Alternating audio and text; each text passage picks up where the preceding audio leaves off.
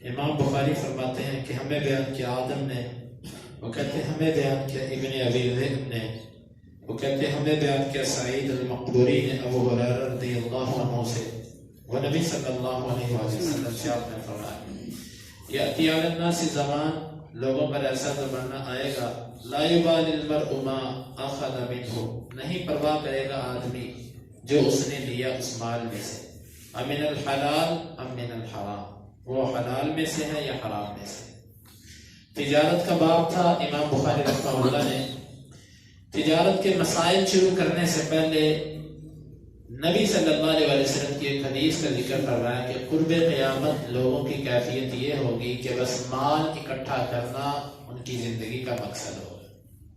ہمیں کسی نہ کسی طرح مال ملے، وہ مال حلال طریقے سے مل رہا ہے یا حرام طریقے سے، اس سے اس کو کوئی غرض نہیں ہوگی۔ مال آنا چاہیے، پیسے آنے چاہیے، وہ سود کے ذریعے آئیں، وہ ناجائز نوکریاں کر کے آئیں، وہ جھوٹ بول کے سودا بیچ کے آئیں، وہ خیانت کر کے آئیں، جس طرح بھی آئیں پیسے آنے چاہیے۔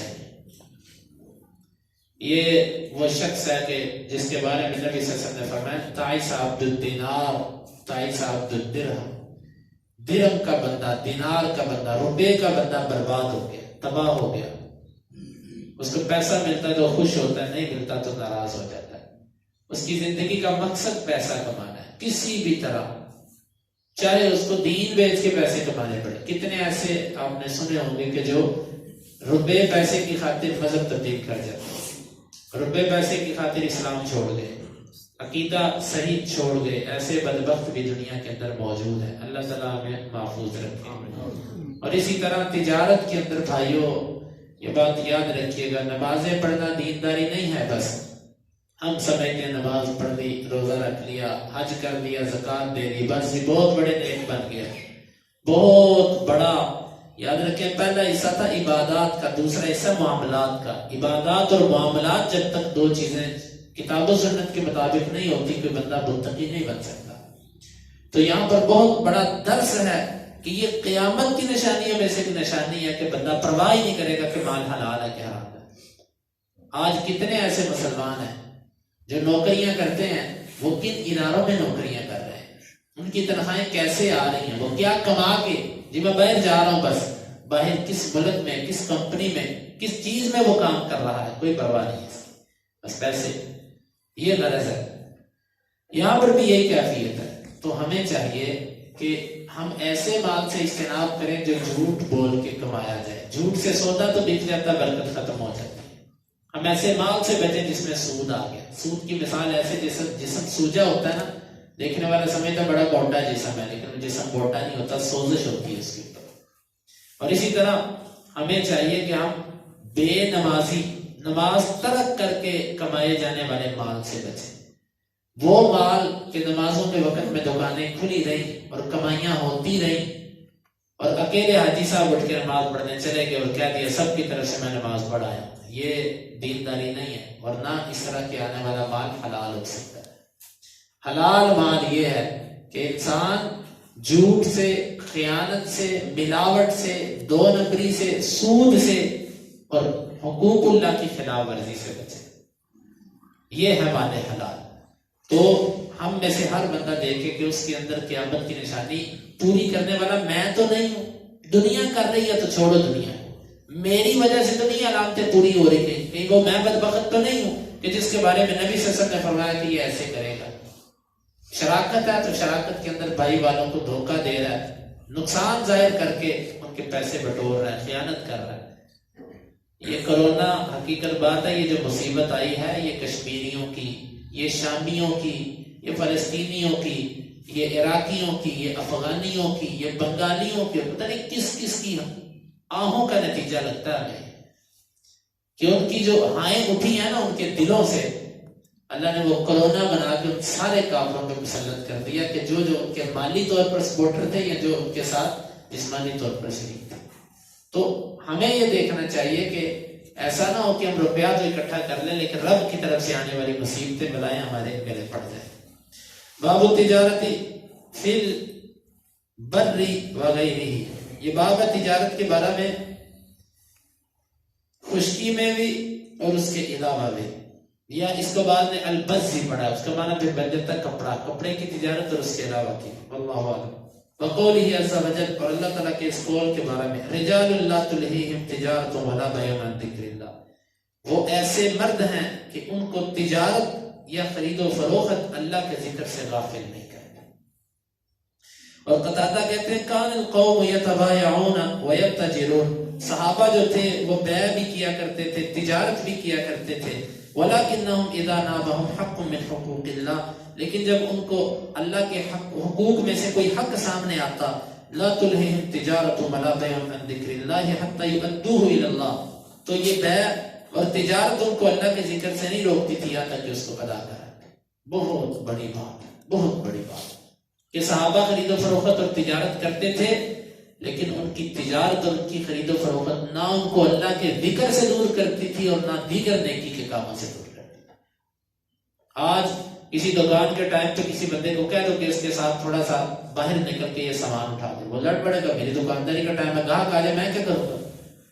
صحابہ کرام کی تجارت ایسی تھی کہ تجارت کا وقت جو ہوتا تھا نہ ان کو کسی نیکی سے روکتا تھا اور نہ اللہ کے ذکر سے روکتا تھا۔ دکان پہ کھڑے اللہ کا ذکر بھی ساتھ ہو رہا ہے اور ساتھ ساتھ تجارت بھی ہو رہی ہے۔ اب کیا ہے، اللہ کا ذکر نہیں، اب ساتھ ساتھ فیس بک چل رہی ہے، یوٹیوب چل رہی ہے، خبریں چل رہی ہیں، ہر دکان تاجر نے دکان پہ ٹی وی رکھا، اس کو سن رہا ہے، اس سے کو اللہ کا ذکر کرو، گاہک آتا بار بار میں کیسے ذکر کروں۔ یہ سب شیطانی سوچے کہ خبریں سننے کو، موبائل استعمال کرنے کا وقت ہے، قرآن کے لیے اللہ کے ذکر کے لیے وقت نہیں۔ اصل تجارت وہ ہے کہ آپ کام بھی کرتے ہوں لیکن آپ کی زبان اللہ کے ذکر پہ چلتی ہے۔ یہ ایک وقت میں دو تجارتیں کی آپ ہیں۔ اور دوسری بات، نماز کے وقت پہ دکانیں بند۔ مصنف عبد الرزاق کے اندر عبداللہ بن عمر رضی اللہ عنہ کا قول آتا ہے، عمل، کہ وہ بازار میں گئے، انہوں نے دیکھا جب اذان ہوتی تو تاجر اپنی دکانیں بند کر کے نماز کے لیے نکل جاتے۔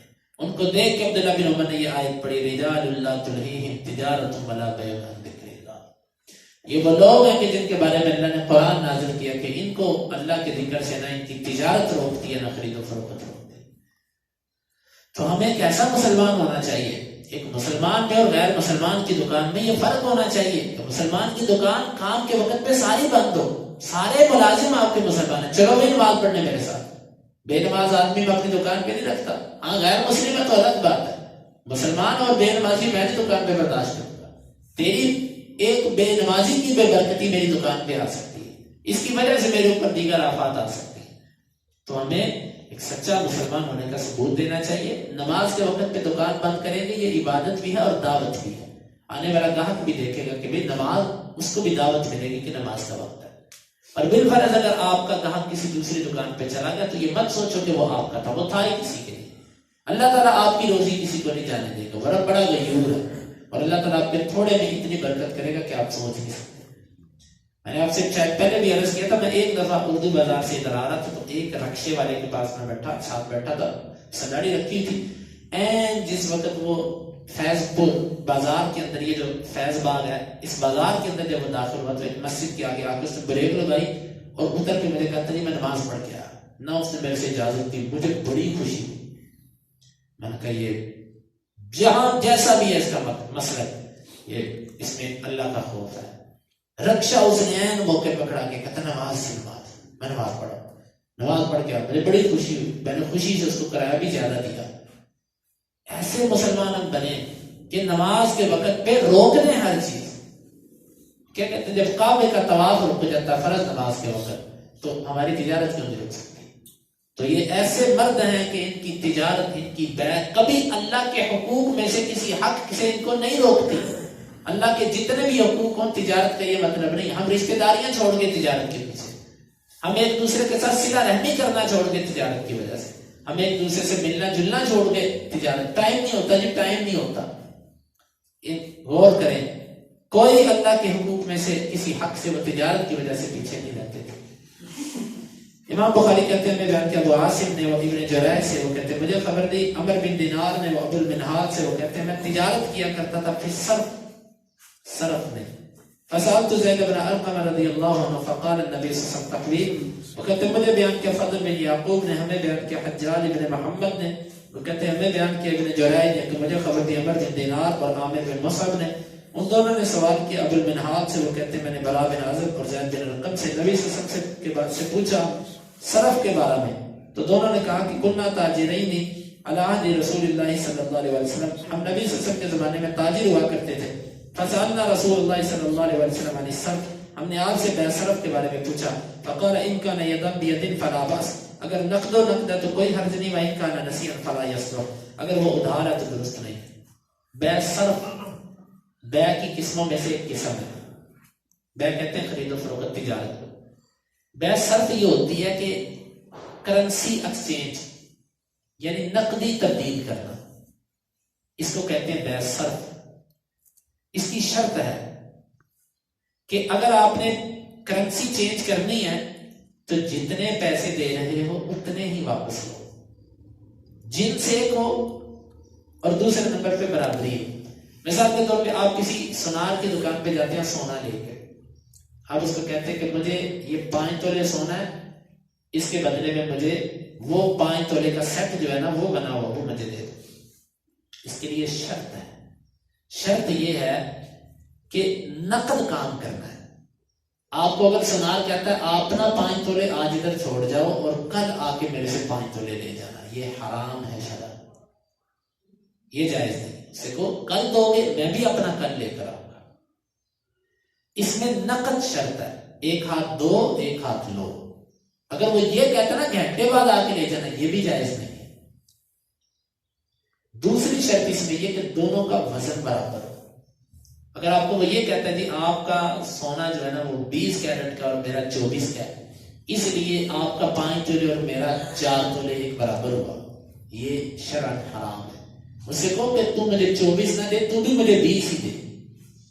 جنس کا جنس سے جب تبادلہ ہوگا تو برابری سے ہوگا، معیار نہیں دیکھا جائے گا۔ مثال کے طور پہ اجوا کھجور ایک وہ بھی ہے کہ جو عرب کے ہاں بھی 10,000 روپے کلو تک جاتی ہے، اور وہاں پر ایسی اجوا کھجور بھی ہے جو وہاں پر 1,000 روپے کلو بھی ملتی ہے۔ اب اگر کوئی یہ کہے کہ تیری 10 کلو ہو تو میری 1 کلو والی کے برابر بنتی، لہذا تو 10 کلو لاؤ میرے سے 1 کلو لے لے، یہ شرط حرام ہے۔ دو شرطیں ہیں، جنس ایک ہونی چاہیے، دونوں اگر سونا ہے، اگر دونوں چاندی ہیں پھر دونوں میں برابری بھی ہو اور نقد بھی ہو۔ ایک چیز بھی اگر گم ہو گئی تو شرط حرام ہو گئی ہے۔ ہاں اگر جنس بدل گئی، آپ سونے کے بدلے چاندی خرید رہے ہیں، چاندی دے کے سونا خرید رہے ہیں، پھر وزن میں تو کمی بیشی ہو سکتی ہے کیونکہ جنس بدل گئی، البتہ نقد کام ہوگا۔ آج کے دور کی جو کرنسیاں ہیں، روپے دے کے سعودی ریال لینا، ڈالر لینا، یورو لینا، جو بھی ہے، یہ معاملہ ایک الگ ہے۔ بہرحال اس پر ہم انشاءاللہ تفصیل آگے کریں گے، لیکن اس میں اتنا ہے کہ نقد کرنا چاہیے۔ حتیٰ کہ ہم نے اپنے اساتذہ سے یہ بھی سنا ہے کہ اگر آپ کسی سے چینج لینے جاتے ہیں، آپ کے پاس 5,000 کا نوٹ ہے، آپ کا گاہک آ گیا، آپ کے پاس کھلے پیسے نہیں، آپ کسی دکان کے پاس جاتے ہیں، دکاندار کے پاس، وہ آپ کا 5,000 پکڑ کے آپ کو کہتا ہے یہ 4,000 اب لے جاؤ اور باقی 1,000 بعد میں لے لینا، ابھی کھلے نہیں ہیں۔ ہم نے تو اپنے اساتذہ سے یہ سنا کہ یہ بھی ٹھیک نہیں ہے، یہ اسی کی قسم ہے۔ ہاں یہ ہے کہ آپ نے گاہک کتنے پیسے دینے ہیں، 2,000 روپے دینا، ساتھ والے دکاندار سے کوئی 2,000 روپے دو، کچھ دیر بعد آتا ہے میں تمہیں دے دوں گا، یہ ادھار ہے، یہ اور چیز ہے۔ آپ نے نوٹ کے بدلے جب نوٹ تبدیل کرنا چاہا، 5,000 کے بدلے میں 5,000 لینا چاہا لیکن چھوٹے نوٹوں کی صورت میں، یہ بیع صرف کی ایک قسم بنتی ہے۔ سمجھ آئی بات؟ یہ بیع صرف بن گئی کہ نقد، نوٹ کے بدلے نوٹ تبدیل ہو رہا ہے، جن سے ایک ہے، تو اس میں یدن بھی یدن، نقد برابری ضروری ہے، برابری تو ہو گئی لیکن نقد بھی ضروری ہے۔ ایک ہاتھ دو ایک ہاتھ لو، جب اس نے ایک ہاتھ دیا 4,000، ایک ہاتھ لیا 5,000، تو نقد و نقد تو ہو گیا لیکن برابری نہیں۔ اگرچہ اس نے کہا کہ میں 1,000 تھوڑی دیر بعد دیتا ہوں، لیکن اس حدیث کی روح سے یہ ٹھیک نہیں سمجھتا۔ اس لیے احتیاط اس میں ہے کہ آپ کے پاس کتنے کا گاہک ہے، آپ اتنے پیسے ساتھ والے دکاندار سے ادھار دے لیں، وہی تھوڑی دیر بعد دیتا ہوں تمہیں، ٹھیک ہے، اس کے بعد جب آپ کے پاس کھلے آئیں آپ اس کے پیسے اس کو واپس کرتا، یہ ادھار ہے۔ اللہ تعالیٰ سے دعا ہے کہ اللہ تعالیٰ یہ بیع صرف پر تفصیل انشاءاللہ آگے آئے گی۔ یہاں پر امام بخاری اس حدیث کو اس لیے لائے ہیں کہ وہ یہ بتانا چاہتے تھے کہ خشکی میں، یہ خشکی پر تجارت، زمین پر تجارت ہوئی ہے ساری کی ساری۔ یہاں پر استدلال تاجرین علی عہد رسول اللہ، ہم اللہ کے نبی صلی اللہ علیہ وسلم کے زمانے میں تاجر تھے، تو باقی ان احادیث پر مزید وضاحت انشاءاللہ آئندہ درس میں آئے گی. اللہ تعالیٰ سے دعا ہے وہ کتاب و سنت کو سمجھنے کی اور عمل کی توفیق عطا فرمائے. اللهم انفعنا بما علمتنا وعلمنا ما ينفعنا وزدنا علما وآخر دعوانا الحمد لله رب العالمين. 2059 60 اور 61